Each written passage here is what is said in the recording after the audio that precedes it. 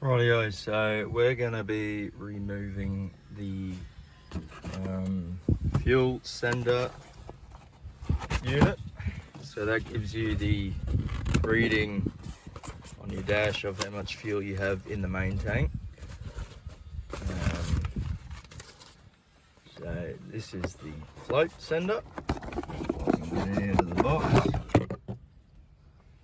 So that's your swing arm with the float, and that'll be, again, sending the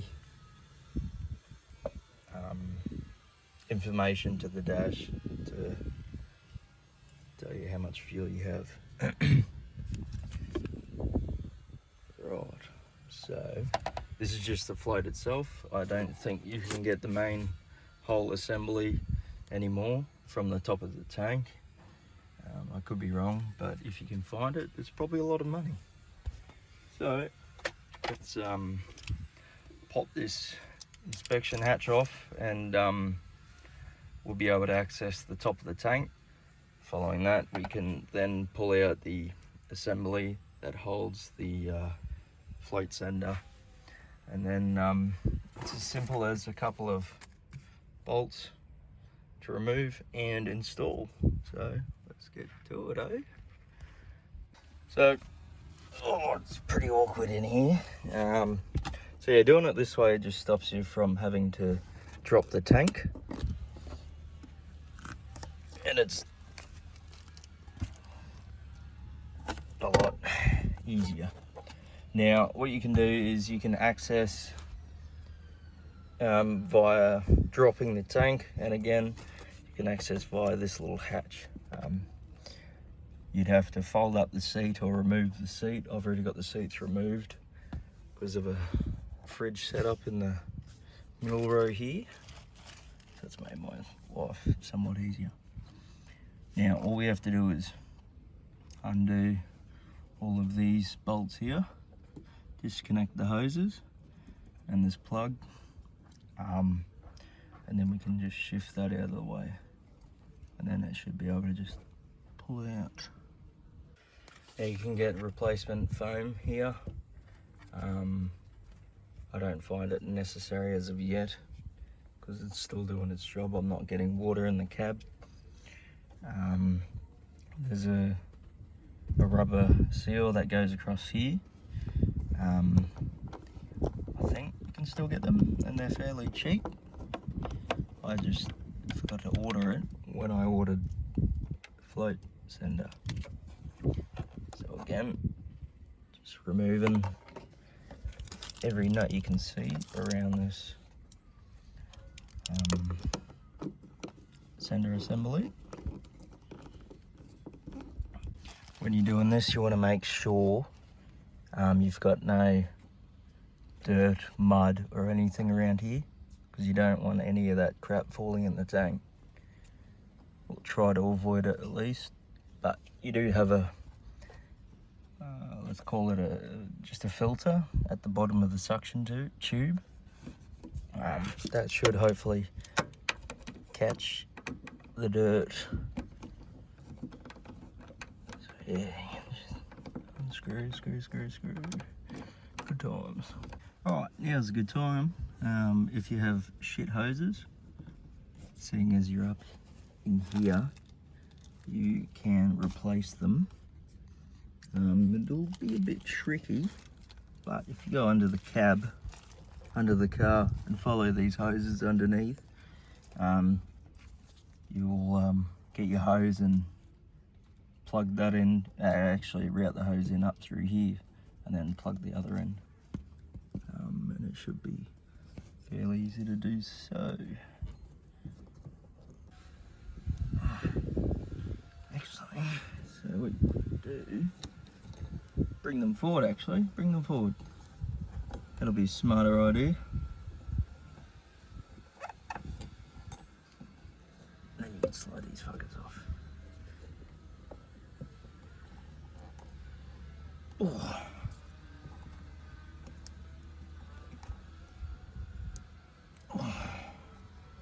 Yikes. Bit of diesel will come out, that's okay. Now, there's this tab thing, you can flick that up, out of the way. And then we should be, that's just the ground here. So that can just be left where it is. And this thing should just,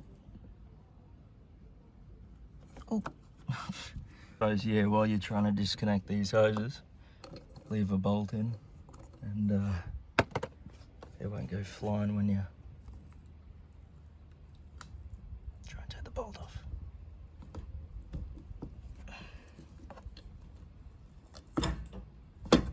That's the rubber gasket. Now, there'll be a bit of manipulating. Get rid of these hoses.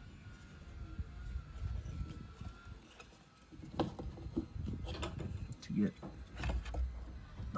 out.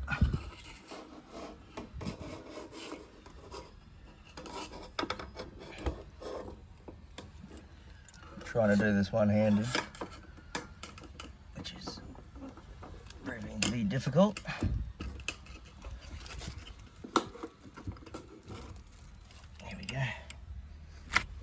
Alright, so that's your main assembly top. Now there's that pre-filter suction thingamabobbles on about. So all we have to do is just take these two bolts off, screws, bolts, and then stick our new unit on. And then, while you're here, you could replace this or clean it out. It's fairly clean. If you're having fuel issues, that'll be your first check, because that sometimes gets filled up with a lot of crap. But judging by the tank, there's a bit of shit down there. Oh, well, that's okay. Means that filter's doing its job, and then you get your pre-filter in the what do you call it? Pre-filter on the primer end before the pump. But yeah, let's go and remove these suckers. I don't really have a good angle here, but let's see how we go.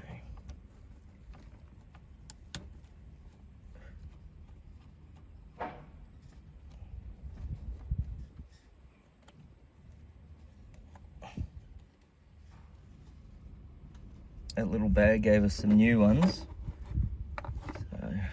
Give it a birthday and put the new bolts in it, eh? Why not?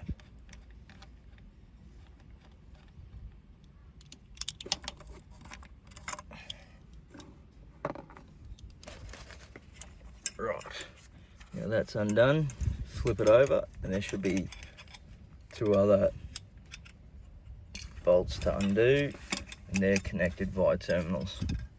Just remember which one's which, because you gotta connect them back up the right way, otherwise you'll have some problems. Alright, so red on the left, yellow on the right. It's more like a coppery colour, but yeah, same deal. Same dealio, it's the same thing. Let's get into it.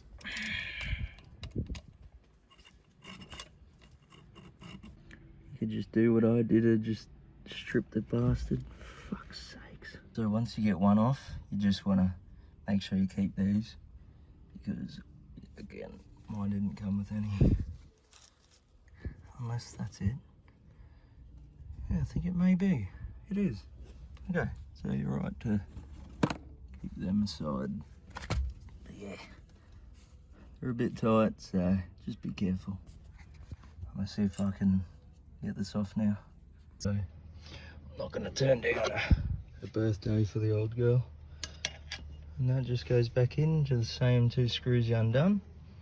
And then in your package, you'll have two small ones, two big ones. Your two small ones will mount this back up to the main suction assembly. And your big ones will be for your terminals. Okay. So your two little ones just in here. Screw that down, give it a bit, not too much, otherwise You don't want to have to cut holes in the bolts like me. If you ever have to pull this thing back out, which you shouldn't, hopefully, for another, what, 30 odd years, like that one lasted. But yeah, I'll tighten these up with a different bit, flip her over, and I'll show you the next bit. So yeah, once you have those two back ones installed, you got yellow on the right, red on the left. Easiest way to double check is have a look at the top, red to red, I suppose yellow to brown. Maybe that, Jesus. I put that cap back on to stop shit from falling back in. It was a good idea because as soon as I picked up that suction tube assembly again, I dropped one of those hose clips right on top of there. So that was handy. Now what we can do is remove that cover again. Only one way it'll go. It's hard to mess it up. Your hose outlets are connected to that. So here we go. I'll start throwing it back in. I'll put these on the end of the outlets here, so be easier workings for me. Just tuck them in behind the cables and you won't risk of losing them. Took the suction tube in, flicked it around a little bit, and then you just slide her in and work her around those hoses. You can flick them back up. It's pretty hard for me to do it with one hand, so I've got to drop the camera again. Just maneuver the hoses. You can twist the suction assembly sideways and push the hoses to the left. But it is pretty much in. You just got to maneuver it until the suction assembly is flat, and you line up all the bolt holes. So yeah, that's nice and flat. It's not moving. So what we can do is I'll put a bolt in there, up there, get these tubes back on. So I'm not wiggling it around. Make sure you do up this tab here because that is a ground. And yeah, be able to put the hoses back on in their clamps.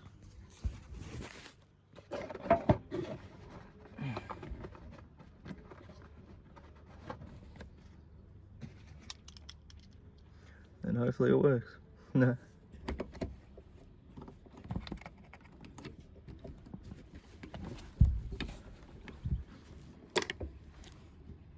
Or you could just do what I did and drop a bolt.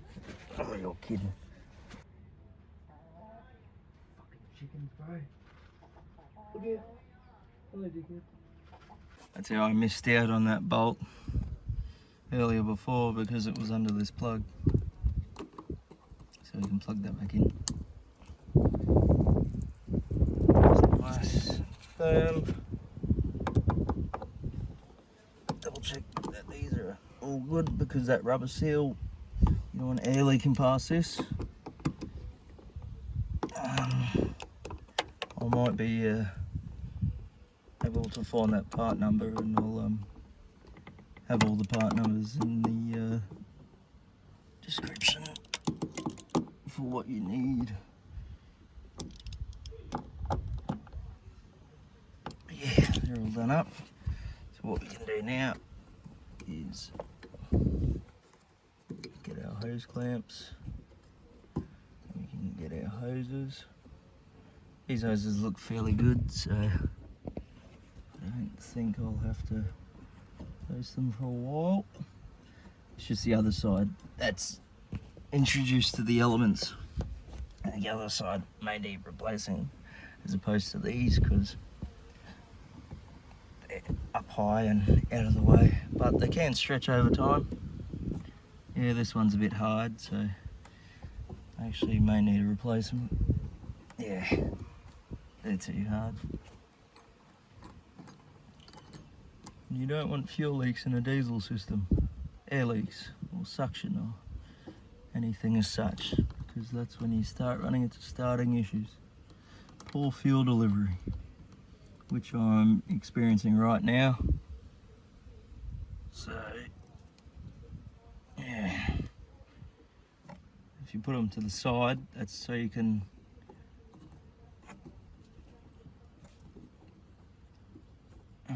shut your inspection hatch. So that's what we'll do.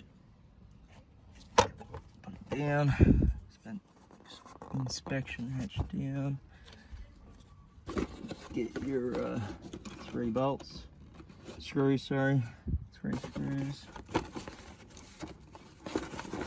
Of course they're in a pain in the ass spot, so I can't pick them up. Oh.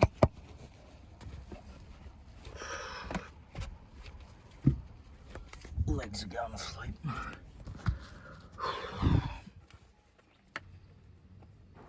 Pop your screws back in.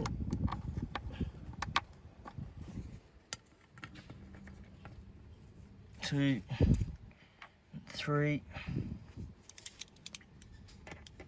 And now we want to test the fuel gauge so we can get out of the car.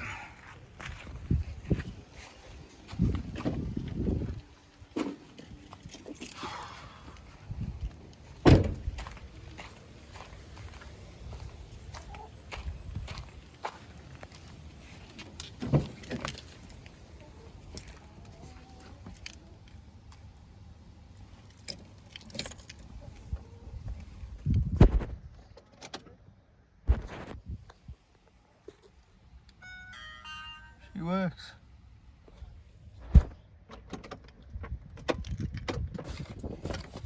And here's the other part number. I'm pretty sure they're the same part number.